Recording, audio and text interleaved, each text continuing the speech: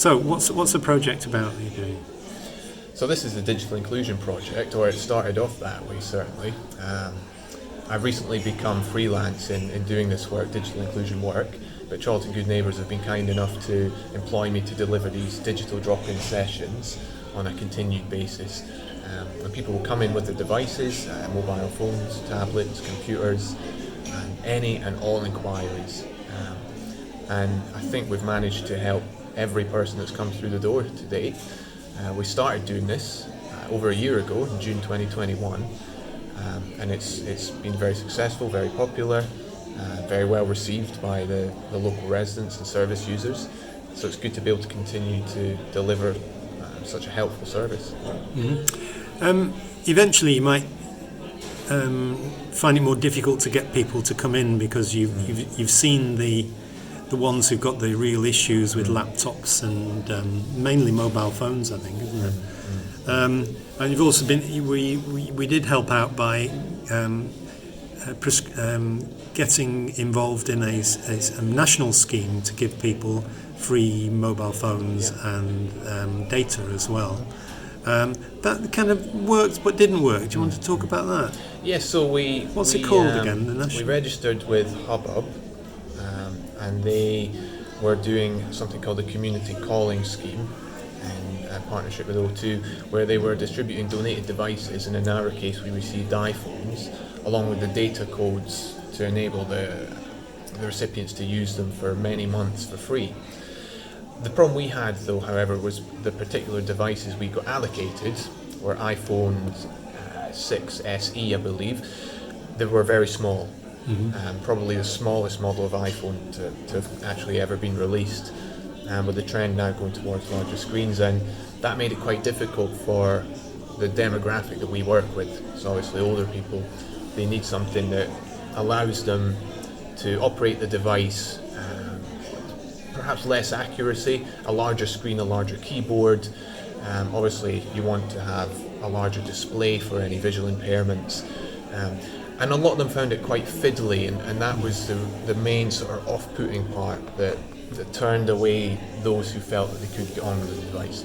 There were a few that did take up the devices, though, and are still using them, I'm glad to say. So we'd introduce them to things like speech recognition and using the microphone command and to dictate text messages, Google searches, that sort of thing. But yeah, the small screen made it quite difficult, and it's quite a steep learning curve with iPhones as well, because they're quite different to any other devices they may have used previously.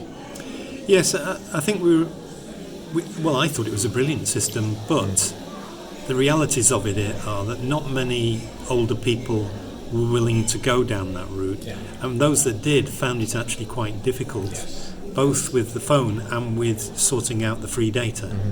So probably we'll put that on hold until we've got something better going on that. Yeah, so I'm still in touch with the organisation, and what we ideally want is to get maybe a distribution of tablets or large Android devices, that sort of thing. As it's easier to teach. I'm able to write up guides and that sort of thing on a much more simplified basis than I would with an iPhone or an Apple device.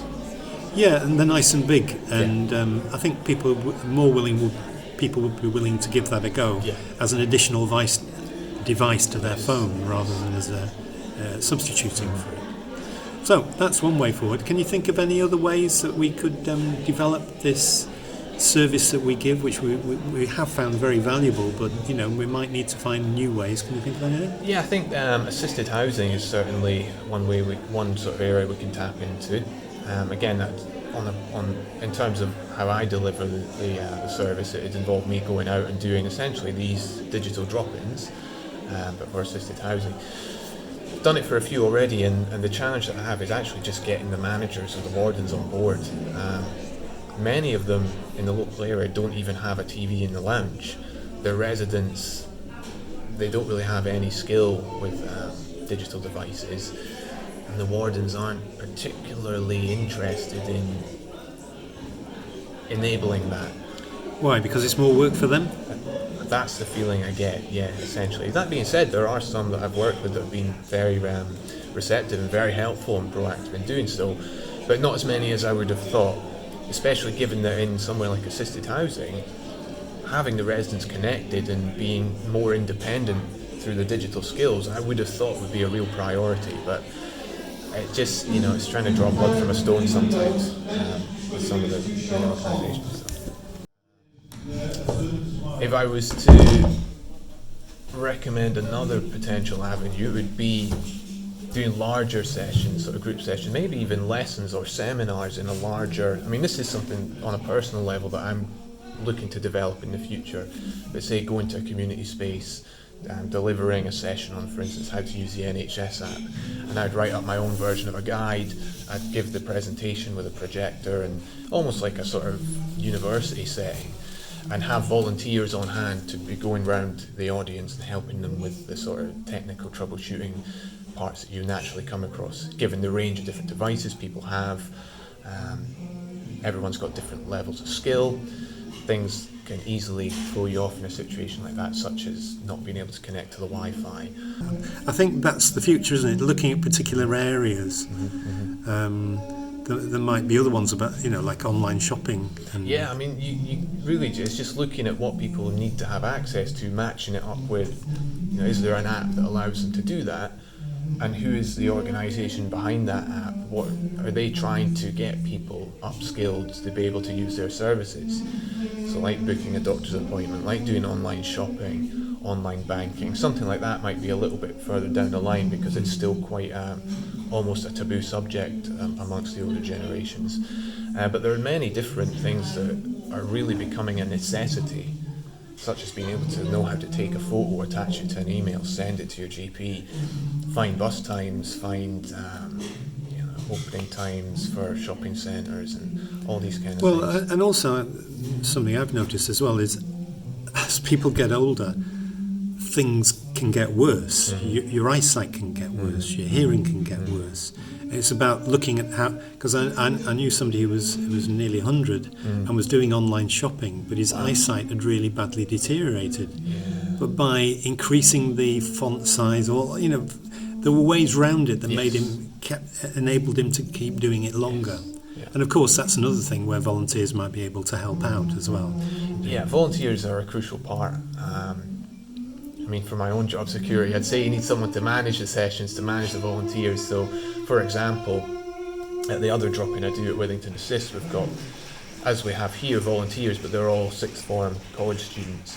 So while they have a very good understanding of what they're working with and the devices, more often than not, they'll need to come to me for something that's maybe just a bit beyond. It takes a level of technical expertise rather than a general understanding of a device. But it allows you to help more people at one time rather than me having, sat here on one desk, like a help desk, and having a queue of people and having to sort of get them on a conveyor belt almost and say, right, 15 minutes here, 15 minutes to the next person, so on.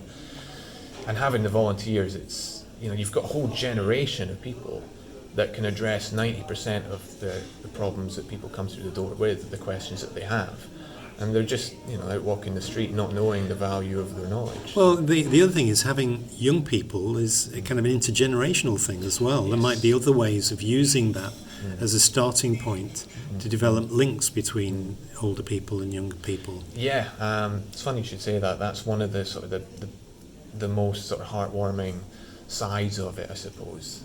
The students that I work with as volunteers that support me in delivering the digital drop-in, a lot of the older participants will come in just to have a chat with the younger people and share stories with them. They'll spend half the time just sort of generally chatting and telling life stories to each other. And we actually did a case study of the two Franks. There's Frank the student, Frank the Withington assistant, and they would talk about, they spent half the time addressing the technical inquiries that the older Frank had, and half the time sort of just chatting about their lives and their expectations, and they really value the interaction with the younger generation. It helps the younger generation as well, especially given they spent like the past 2 years locked down, and generally the social skills, sounds very stereotypical, but because everyone's on a device these days, they don't really get the opportunity to interact with the older generations on a one-to-one basis like that.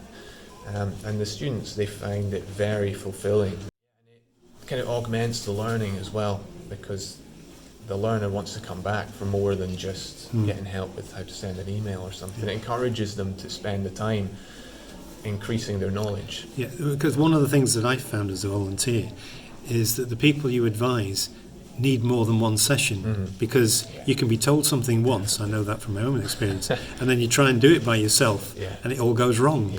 So being able to come back and try it again and again is something that I think is really important too. Yeah, the repetition side of it, especially when you're learning something that is quite alien to a lot of people, and there's a lot of information to take in for any process, even something that to me might seem simple.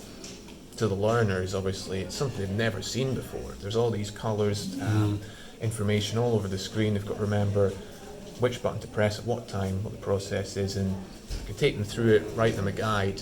We'll need to go through it 2 or 3 times, but that's the same with learning anything. I was wondering if you could put my phone on Instagram, because a lot of people seem to be on Instagram. I've got a lot of apps on, but I've not got that one. What do you think? Okay, Instagram, yes. So Instagram is what's known as a social media website, and you populate it with pictures rather than writing comments. I mean, you can comment on people's pictures as well, but it's generally for sharing pictures and photos of things that you've maybe seen or something that you think people will find interesting. Right, well, I don't want to interrupt you, but somebody was on the radio and they're doing an Instagram thing, and they've got a web page, and it's called Alternative Aging. It's some woman, and she's written a book about it, and she said she's on Instagram and she has a web page. So I was wondering if you could right, okay, let's take a look at that. In some way. So what we'll do is we'll add the app, the Instagram app. So as with everything, it has its own app, which will appear as a button on the screen. And what I should have mentioned before is that you don't actually have to add any pictures. You can have an Instagram account. Oh yes, I'm not thinking of putting anything on myself. It's just to access this particular. Access it. I haven't needed it up to now because all the things on Instagram don't interest me. But alternative aging, it's basically about making the most of being older, not just living a sort of very quiet life. She does it. Apparently she does all sorts of stuff, so there might be something in there for me. Okay, so what we need to do is go to the Play Store to begin with, because this is where you will add any apps to your device. So you see it here, it's listed on your home screen there as the Play Store. So if you tap on that for me, give it another try. Nothing's happened. Oh, there we are. Go, okay. Oh, I see, didn't open it up. Right, okay. So, have you used the Play Store before? Yes, I think so. I think I've got 1 or 2 things out of it, but obviously with somebody else guiding me, I don't know, I wouldn't normally. Alright, so what we first need to make sure we're doing here is that we've selected the apps button there along the bottom. So you see you've got games, apps, movies and books. So Instagram is an app. Okay, we then look at the top of the screen here and you'll see that magnifying glass. Yep. That's the universal symbol for searching. For searching, yes, that's right. Tap that. So you tap there, yep. And then if you type in Instagram. Right, now then. Oh, Instagram. Yeah. Right,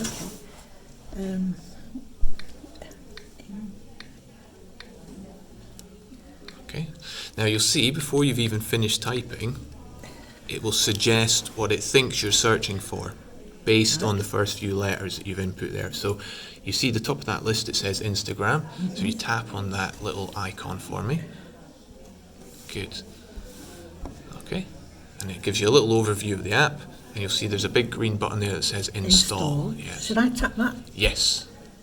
And they usually take a few minutes, don't they? That's right. Now, you'll see what it's asking you to do now is complete your account setup for the Play Store. Continue. So click on continue, and I'll explain this to you as we go. You click on the skip button there.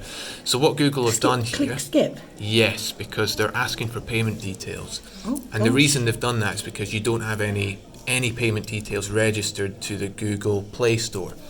And by registering a payment method, it makes it easier for them to sell you apps.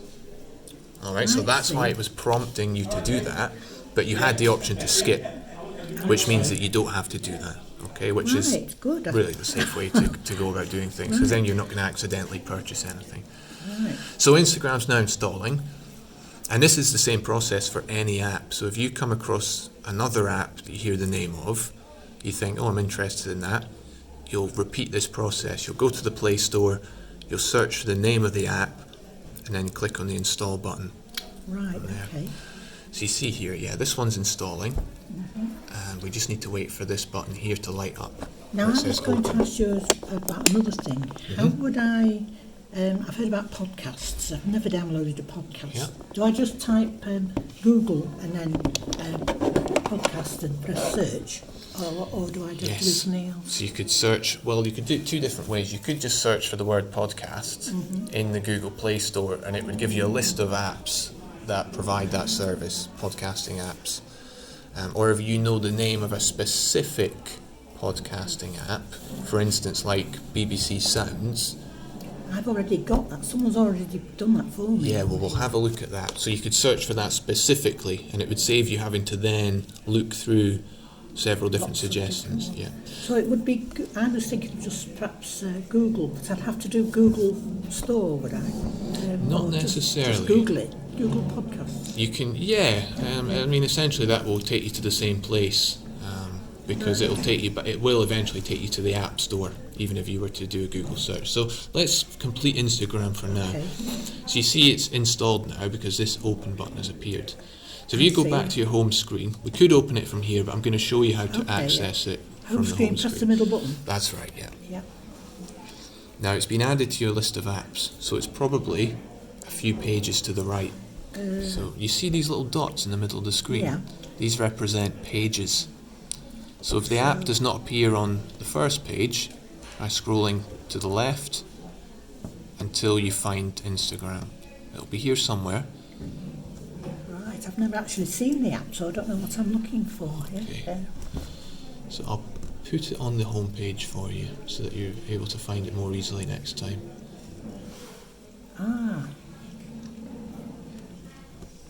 Okay, so it's on the final page there. Will you be okay finding that? Yeah, now I know what it looks like, yeah. Yeah, so you'll just keep scrolling to the left and you'll see it listed there. So if you tap on Instagram now for me.